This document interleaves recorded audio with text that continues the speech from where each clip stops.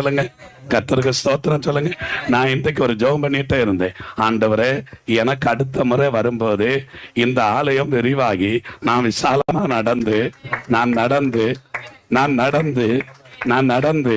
அப்படி திரிந்து அப்படி கால் மிதிச்சு இந்த தேசத்தையும் ஜனங்களையும் கர்த்தருக்கு சொந்தமாக்குற மாதிரி விசாலமான ஒரு இடத்தை தரணும்னு ஜெபம் பண்ணிட்டே இருக்கிறேன். ஆமேன்னு சொல்லுங்க. நம்புறீங்களா? என் கண் காணும் ஒளி விளையல இந்த தேசம் எங்கிலும் அறியப்படுகிற ஒரு மகிமையான ஆலயத்தை ஆண்டவர் தரப்போகிறார். கோவாலையில இருக்கிற ஆலயத்தை விட பெரிய ஆலயத்தை, திரளான கூட்டம் வரக்கூடிய ஆலயத்தை ஆண்டவர் இந்த தேசத்துல மாத்திரமல்ல, கால் மிதிக்கிற தேசத்துல கர்த்தர் கட்டளையிடுவார்.